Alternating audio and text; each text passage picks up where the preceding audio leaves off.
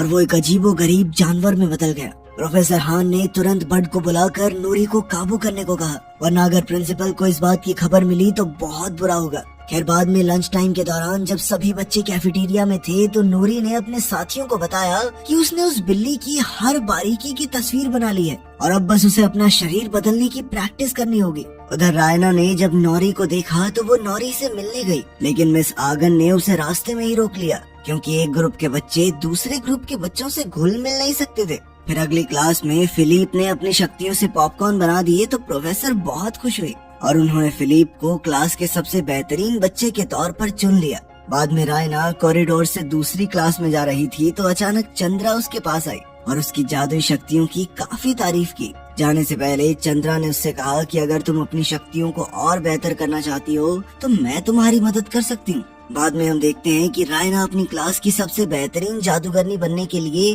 रात में भी लाइब्रेरी में बैठकर पढ़ाई कर रही थी। जब वो एक किताब वापस रखने गई तो अचानक एक काले रंग की किताब अपने आप शेल्फ से नीचे गिर गई। रायना ने पास जाकर किताब को उठाया तो पता चला कि ये शैडो मैजिक की किताब थी। जैसे ही रायना ने वो किताब खोली तो अचानक सारी लाइट्स बंद हो गई और उसे एहसास हुआ कि उससे बहुत बड़ी गलती हो गई है। उसने तुरंत किताब को वापस रख दिया और अपना सामान लेकर अपने कमरे में वापस जाने लगी, पर जल्द ही उसने देखा कि ये किताब उसका पीछा करने लगी थी। वहीं दूसरी ओर नूरी अपने हॉस्टल में अपने बाकी साथियों के साथ बिल्ली का रूप लेने की प्रैक्टिस कर रही थी, मगर बहुत कोशिश करने के बावजूद वो 3 सेकंड के बाद कई सारे जानवरों में बदल जाती। फिर अगले दिन रायना ने खिड़की से नौरी को अपने नए दोस्तों के साथ देखा तो वो थोड़ी दुखी हो गई क्योंकि उसे लगा कि अब नौरी उसे भूल चुकी है। तभी अचानक शैडो मैजिक की वो किताब खुद ब खुद उसके बेड पर आ गई और उसके पन्ने अपने आप पलटने लगे। वो एक चैप्टर पर आकर रुकी जिसमें अपने अंदर छुपी शक्तियों को उजागर करने की टेक्निक सिखाई गई थी।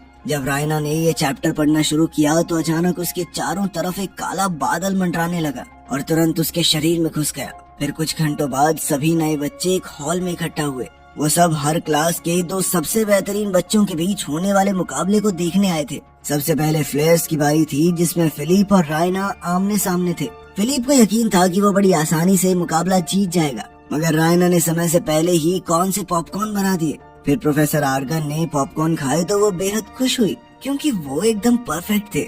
आखिरकार रायना को फ्लेयर्स की तरफ से एनुअल फाउंडर्स डे पर अपना जादू दिखाने के लिए चुन लिया गया। उसी पल नूरी भी वहां आ पहुंची और उसने कहा कि वो अपना जादू ठीक करने के लिए कई दिन से प्रैक्टिस कर रही है। उसने अपनी काबिलियत दिखाने के लिए एक आखिरी मौका मांगा और तभी एक बिल्ली का रूप ले लिया। इधर प्रोफेसर हान उसका समय नोट कर रही थी और 4 सेकंड के बाद ही नूरी की पीठ से फिर से पंख निकल आए और वो अपनी शक्तियों पर काबू खो बैठी। वो बेहद घबरा गई और इसीलिए लगातार अजीबोगरीब जानवरों में बदल रही थी। तब रायना ने अपनी दोस्त को शांत करने की कोशिश की और शैडो मैजिक वाली वो किताब पढ़ने के बाद अब रायना की शक्तियाँ कई गुना बढ़ चुकी थी और वो भी अपनी आग पर काबू न पा सकी, जिस वजह से एक बहुत बड़ा आग का गोला बना जिसमें नौरी की बलि चढ़ने ही वाली थी कि तभी वो अपने असली रूप में आ गई। रायना ने तुरंत उससे माफी मांगी और बड ने नौरी को सहारा दिया। ये सब देखकर प्रिंसिपल लिंडा ने बड को खूब डांटा और उसे अपने स्टूडेंट्स को काबू में रखने को कहा, वरना उसे अपनी नौकरी से हाथ धोना पड़ेगा। इसके बाद नौरी और उसके दोस्त यूडीएम हेडक्वार्टर्स में लौट आए और वो बेहद दुखी थे क्योंकि अब वो जिंदगी में फिर से जादू इस्तेमाल करने की उम्मीद खो चुके थे। तब हमें पता चला कि कई साल पहले बड भी उन्हीं की जगह था, यानी वो भी यूडीएम का स्टूडेंट था।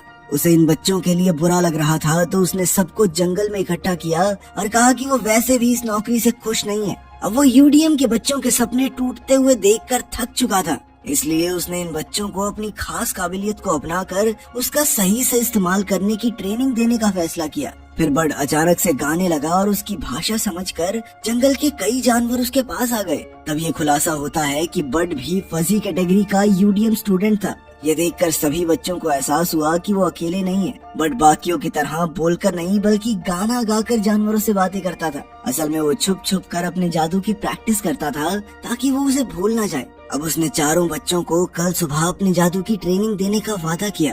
बाद में जब वो वापस लौट रहे थे तो नौरी आज की गड़बड़ के बारे में सोच रही थी, तो उसे एहसास हुआ कि रायना के जादू में कुछ तो गड़बड़ी जरूर है और इसकी असली वजह पता लगाने के लिए उसने रायना से मिलने का फैसला किया। उधर रायना जब अपने कमरे में पहुंची तो चंद्रा वहां शैडो मैजिक की किताब लिए खड़ी थी। चंद्रा ने कहा कि इसी किताब की मदद से आज उसकी शक्तियाँ इतनी बढ़ गई थी। रायना को एहसास हुआ कि इस किताब की वजह से आज उसकी बेस्ट फ्रेंड नौरी की जान जाने ही वाली थी और उसने